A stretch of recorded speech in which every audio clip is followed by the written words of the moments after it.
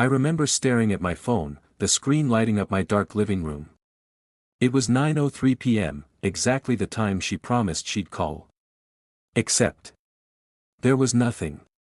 No call, no message, not even a hint. I kept telling myself it was nothing. Maybe work ran late, maybe she just forgot. But as the minutes stretched into an hour, that uneasy pit in my stomach started to grow. The weird thing wasn't even the missed call. It was the text I found earlier that day, an almost innocent line, but something in it didn't sit right. Don't worry about tonight. That's when the confusion set in. Don't worry about tonight. Tonight wasn't just any night. Tonight was our anniversary. We'd been together for 4 years. 4 years of inside jokes, weekend trips, and late-night conversations that lasted until sunrise. I thought I knew her moods, her habits, even the way she chewed her coffee straw when she was deep in thought. The anniversary wasn't some last-minute idea. I had been planning it for months. Every detail, reservations at the small Italian place she loved, the surprise gift tucked in my backpack, the handwritten letter I spent hours perfecting, and yet. Here I was, sitting alone on our couch, staring at a half-empty bottle of wine, wondering if I had completely misread her. I started replaying our last week together, trying to pinpoint the moment something shifted. Was it that Thursday morning when she seemed distant over breakfast? Or Friday? When she barely laughed at my joke, something she'd usually lose herself in? I remember thinking, I must be overthinking this. But a part of me couldn't shake the feeling that there was more behind her silence. That maybe, just maybe, the distance I'd been ignoring wasn't just tiredness or stress. And then I noticed it, the way she avoided eye contact when she looked at me that morning, the slight pause before she said goodbye. Little things I brushed off at the time. So I called. Twice. No answer.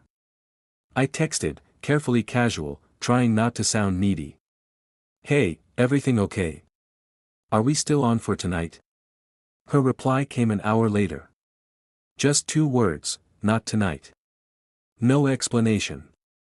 No apology. Nothing. I sat there, scrolling through our old pictures, memories flashing like a slideshow of what used to be us. I felt this mix of frustration and unease, a creeping sense that the relationship I thought was solid was slowly unraveling without me even noticing. I decided to wait. Maybe she had a good reason. Maybe it wasn't about me at all. That night, I kept replaying everything she said in the past month, every small inconsistency. Like the time she claimed she was stuck at work. But I later saw a social media post of her out with friends. Or the way she suddenly started spending more evenings at her apartment than mine. I tried to justify it. Maybe she needed space. Maybe I was too clingy. But the doubt had settled in, and for the first time in years, I questioned whether I really knew her. The apprehension was gnawing at me, whispering that something might be amiss. 2 days later, I decided to confront her, not angrily, not accusingly. Just honestly, I asked if something was wrong, if she was upset with me, if the relationship felt different. Her response caught me off guard. I've just been busy, she said, a little too quickly, and her eyes flicked somewhere beyond me. Like she wanted to disappear. I nodded, but I couldn't shake the feeling that wasn't the whole story. The quiet strain kept gnawing at me. Every time I tried to let it go, I found another tiny inconsistency, another subtle sign that something didn't add up. Then came the twist that made me feel justified in my anger. Mutual friend, someone I trusted, mentioned she'd been talking about how anniversaries were overrated and that she didn't see the point in celebrating them. I felt this mix of relief and indignation. Relief because maybe it wasn't me, not entirely. And indignation because I realized I had poured so much effort into something she didn't value. I confronted her with it. She didn't deny it. She just said she'd never been good at remembering dates and felt pressure to make everything perfect. That's when I thought I understood the problem. I felt a surge of resentment, and a part of me wondered if I had wasted 4 years on someone who didn't care as much as I did. I spent the next week stewing. But then I started noticing little things again, ones that didn't make sense if her only issue was being bad at anniversaries, the way she smiled at certain text messages when she thought I wasn't looking. The phone she'd sometimes leave face down. The way she sometimes seemed nervous when I asked simple questions. The pieces didn't fit the "she just doesn't care about anniversaries" theory anymore. Something deeper was happening, something I wasn't seeing yet. The vagueness of it all made my stomach knot with tension. I tried to ignore it, tried to focus on the parts of her I loved, but the doubt was like a shadow, always lurking in the corner of my mind. I started digging, quietly, cautiously. I didn't want to seem paranoid, but my gut told me something wasn't right. One evening, I checked the delivery logs from the florist I'd ordered the bouquet from. There was a cancelled delivery, hours before the anniversary dinner. Not by me, not by the florist, by her. I wanted to ask why, but the words stuck in my throat. I didn't know if I wanted the truth. Because I feared it might hurt more than this quiet unease ever could.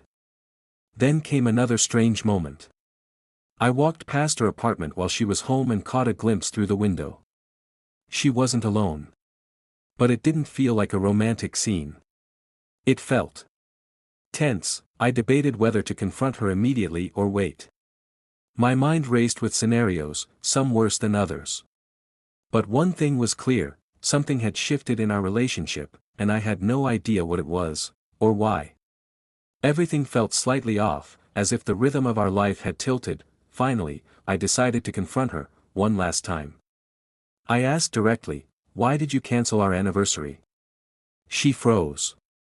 Her eyes filled with a mix of fear and relief. Then she said something I wasn't expecting. "I didn't cancel it because I don't care about you.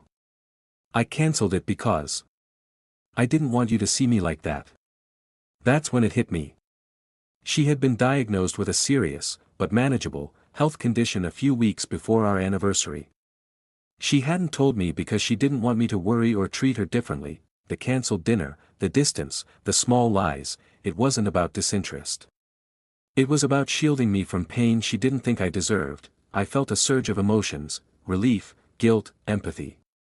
But also confusion. How could someone love me enough to protect me, yet keep something so huge hidden?